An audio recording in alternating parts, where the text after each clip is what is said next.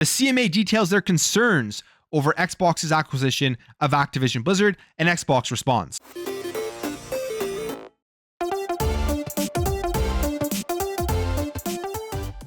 All right, guys, before we get into this, my goal is to hit 10K subscribers by the end of the year, and I see a lot of you are new here. If you like daily content, you like these styles of videos, please consider hitting that subscribe button. As we know, one of the roadblocks right now for the approval of Xbox and Activision Blizzard acquisition has been the CMA, which is the UK's market authority, as they have entered stage 2 into the investigation of this deal, and they have now come out with some more concerns about the deal, and Xbox has responded to these concerns. So let's go over what the CMA has said as well as what Xbox has responded. So first of all, one of the biggest things we are seeing here, which is completely insane, I would say, is that the CMA is seemingly looking out for the interest of PlayStation. It's their main goal right now to protect PlayStation for some reason, which we've already talked about this. The goal of these market authorities is to protect the consumer, to make sure that there is competition between all of these companies so that the consumer gets the most value, gets the best deal, and isn't harmed when these major acquisitions are occurring. But it says here, the CMA is concerned that the deal will harm PlayStation and other multi-game subscription offerings, as Microsoft may withhold Activision Blizzard content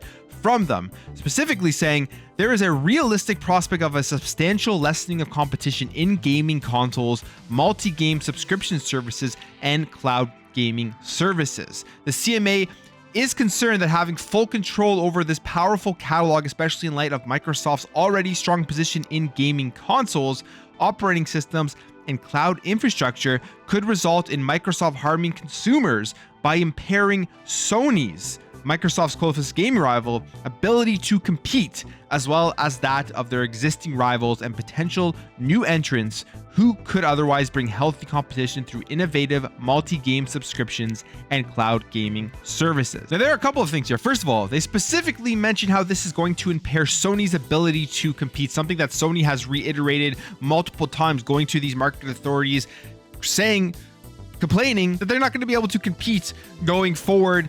If this deal goes through, there's no way they're going to be able to ever compete again with the likes of Call of Duty if it is exclusive to the Xbox ecosystem. Microsoft has said multiple times they aren't making it exclusive to the ecosystem. They are keeping it on PlayStation. So that argument right now, going forward for the next couple of years, isn't an argument that can be used. But maybe they're thinking more of the long-term solution of this, where if the market starts to shrink within Sony's camp, if more people are leaving PlayStation to go over to Xbox, taking the game off of PlayStation and putting it exclusive to Xbox Game Pass, maybe in 3 or 4 or 5 years from now, it could severely hurt that competition, where Sony isn't going to be able to bounce back from that. This is something that I don't think is true. I think Sony easily can compete going forward, even if Call of Duty was off of that platform. We've seen it come off of the other platform like Nintendo, which has thrived since Call of Duty was taken off the platform. The last entry of the Call of Duty franchise on the Nintendo was the Nintendo Wii U version of Call of Duty Ghosts. Sony has multiple IPs and tons of incredible developers that could come up with something that does compete with the likes of Call of Duty. We've seen this happen throughout the years. There may not be the best one-to-one comparisons, but we've seen the rise of battle royales. We've seen the rise of Apex Legends. We've seen the rise of Fortnite and other games out there that have become extremely popular, that PlayStation, Sony, if they wanted to invest in creating something that could directly rival Call of Duty, they could do it. But the other thing here is that they are looking at how this is specifically going to harm PlayStation because of taking games off of their platform, when PlayStation has over generations done stuff like this to make sure that games do not end up on competing platforms. And nobody has ever said anything about this from any market authority. And that is an issue, because they're looking at this now because Microsoft is a $1 trillion company. It is so big that it could potentially have bigger effects if big exclusive deals are occurring, like having exclusive content only on the Xbox platform, something that PlayStation has been doing for many years now. Once they've gotten the Call of Duty marketing rights, having exclusive Call of Duty content only on PlayStation. But I guess because Microsoft is so big, it is that $1 trillion corporation, they have a lot more power. And these market authorities are worried that they're going to be able to wield that power in a much more substantial way than a company like Sony was able to wield their power in the video game industry with their huge install base, by using all of these exclusive deals to keep games off of other platforms. And on top of that, the fact that Microsoft and Xbox are the leader in cloud gaming. We're seeing them expand their ecosystem to multiple different devices further than what we've seen over the last 2 years with stuff like the smart TV. We're seeing the leak of the streaming box. We're seeing them come out with partnerships with like the Logitech G Cloud, potentially a new handheld from Razer that's going to be coming out, and setting up marketing deals with laptops who are advertising Xbox Cloud Gaming, all that type of stuff. They're thinking that that is going to be such a dominant force within the video game industry that nobody's ever going to be able to create a service to be able to compete with Xbox Cloud Gaming and with Xbox Game Pass. Now they continue on here saying the CMA recognizes that ABK's newest games are not currently available on any subscription service on the day of release, but considers that this may change as subscription services continue to grow. After the merger, Microsoft would gain control of this important input and it could use it to harm the competitiveness of its rival. Now let's be honest here. Call of Duty, Activision Blizzard games coming over to Xbox Game Pass on day one is definitely going to be utilized by Xbox and by Microsoft to try to get more people to sign up to Xbox Game Pass to continue to grow that service, as they should use it. I don't see why you would spend $70 billion to acquire Activision Blizzard and then not utilize that marketing to sell and push more consoles. It will be an absolutely incredible way for Xbox to grow their market share by telling people, hey, you buy the Xbox Series S for $299 or even the Xbox Series X for $499, and then on top of that, you're going to be able to pay $15 instantly and get access to this massive catalog of games. Previous generations, you bought a console for $300-$400.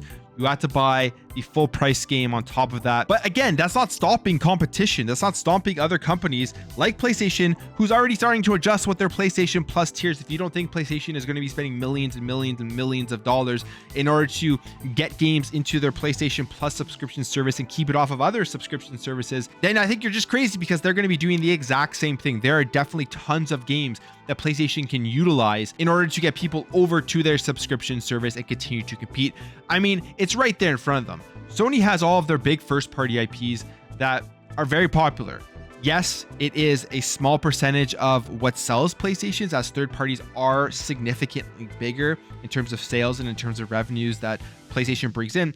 But you can't tell me that if Sony were to come out tomorrow and say all of our first-party PlayStation games are going to be coming day and date to PlayStation Plus, that is not going to get tons of people more interested in their subscription service and will really help them compete, because you're going to have people that play those third-party games on PlayStation whose interest will also be piqued by the fact that if they sign up to PlayStation Plus, they're going to also be able to play the third-party games that they love and all of the day-and-date first-party PlayStation games that they may not know about, that they may be interested in checking out, just haven't yet. All that type of stuff is going to work in their favor.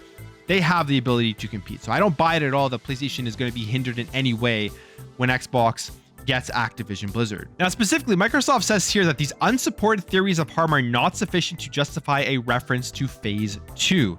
And Xbox has had a massive response to the stuff that the CMA has been saying right now as to why they went to Phase 2. And here's what they say. The suggestion that the incumbent market leader with clear and enduring market power could be foreclosed by the third largest provider as a result of losing access to one title is not credible. And that is 100% correct. Now, Xbox, yes, they are framing this as Xbox, the third largest, poor Xbox down there, number 3. We know how big of a company Microsoft is.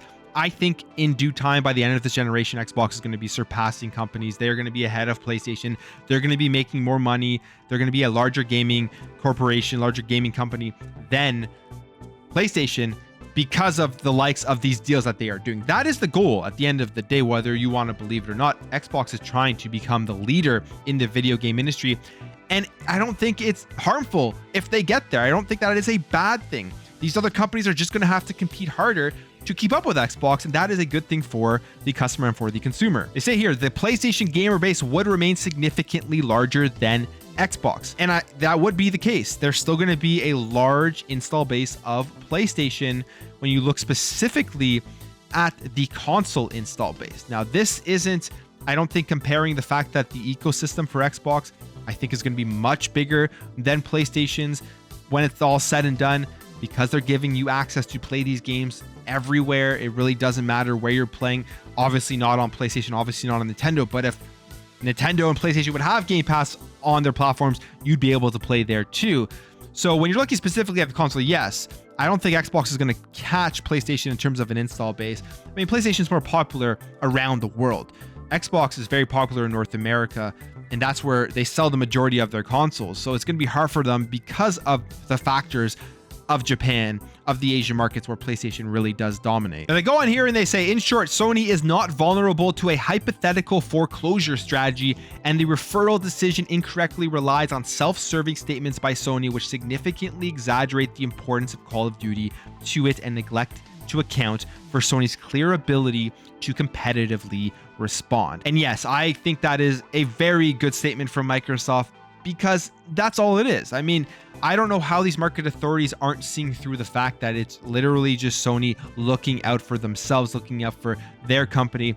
They don't care about competition. If it was up to Jim Ryan and Sony, they would have zero competition. And the proof is in the way that PlayStation and Sony have acted throughout the generations with their exclusivity deals, with the fact that they come out and they do the Call of Duty crying here, but then go ahead on the same day that this goes into phase 2 at the CMA a couple of weeks ago and advertise that there's exclusive Call of Duty Modern Warfare 2 content only on PlayStation, something that they are terrified that Xbox is going to do. So there's a lot of hypocrisy here.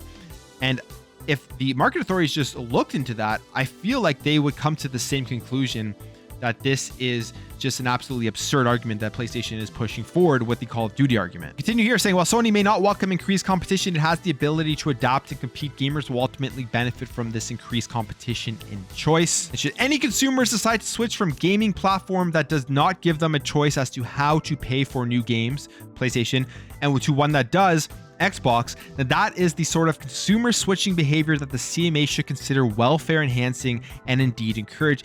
It is not something that the CMA should be trying to prevent. And I agree with that statement.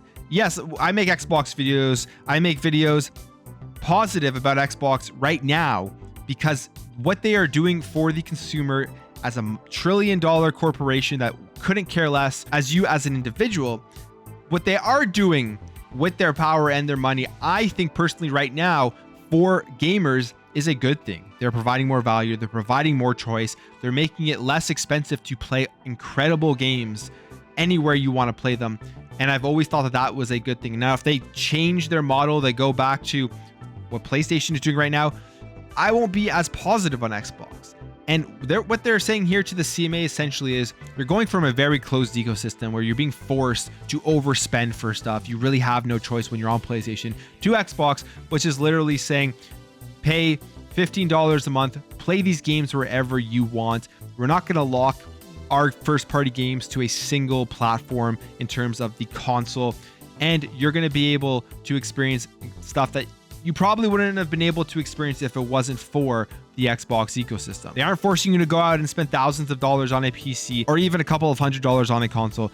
They're literally just saying, do you have access to the internet? If you do, you can play all these games. Now, when it comes to the big streaming concerns, because yes, Xbox is dominant in the game streaming market, and I personally believe I don't see anybody being able to come in and overtake Xbox and Game Pass and xCloud at any point. I think Xbox is winning that section of the gaming industry. I think they'll continue to be winning it, similar kind of to what Netflix is doing. But as we've seen with Netflix was the first in to really get that off the ground.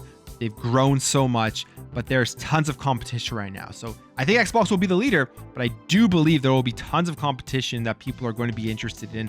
And I don't think in any way that Xbox is going to be able to just stomp out anybody from ever competing with Xbox Cloud Gaming. So first of all, they believe that this argument is flawed because the cloud gaming service does not use Azure and does not stream games from PC hardware.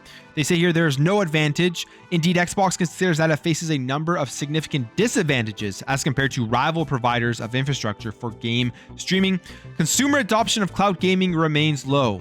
Harming or degrading rival services would significantly set back adoption of this technology, protecting market-leading incumbents, Sony on console, Apple on Google on mobile, as well as Steam on PC. Xbox has a platform which is in last place in console, 7th place in PC, and nowhere in mobile game distribution globally. It has no incentive to do this. Instead, its incentive is to encourage the widespread adoption of cloud gaming technologies by as many providers as possible to encourage the major shift in consumer behavior required for cloud gaming to succeed. So that's an interesting point, whether you're a fan of cloud gaming or not. If you're believing here what Xbox is saying, what they're trying to do is they're trying to usher in a new era, a new generation of gamers who think of cloud gaming first before they think of the console, before they think of PC. Yeah, it's going to be a hard sell for a lot of people, even including myself. Cloud gaming is definitely my last option when I choose to game. I much rather download games natively.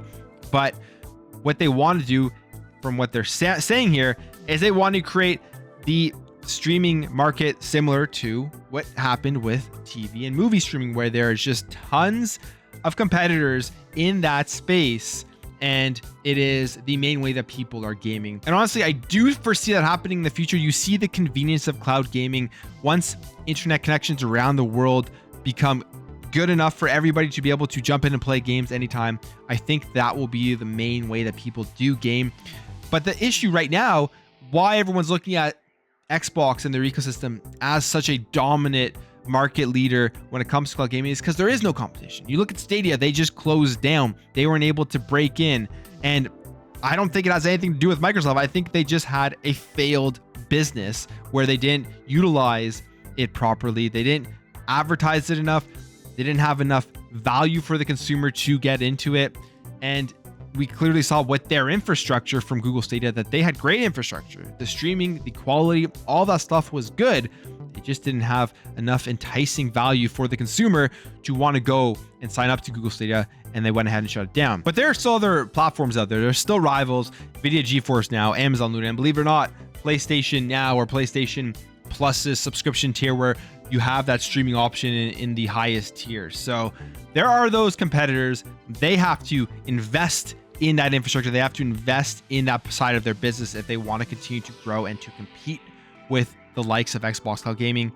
And I foresee that happening in the future. It's going to happen. It's just at this moment right now, obviously xCloud, Xbox Game Pass, Xbox Cloud Game, whatever you want to call it, is the leader. And it's going to be the leader for a very long time. But at the end of the day, this really sounds like they are trying to protect the interests of PlayStation, which makes absolutely no sense when you're looking at this from a competitive point of view. All of the anti-competitive things that PlayStation has done over the generations. If it wasn't for Xbox advancing the industry, having that ecosystem where you can play games anywhere on any device, we would still be in the era of locking games to consoles, charging as much money as you can to consumers, and keeping people with zero choice of where they want to play their games and how much money they're going to be spending to get access to a large catalog of games.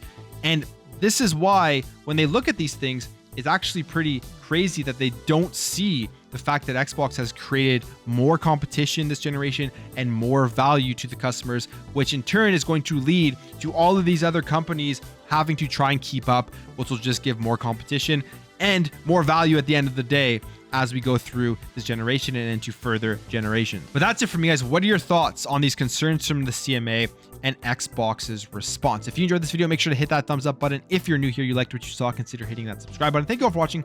Thank you for your support, and I'll catch you in the next video.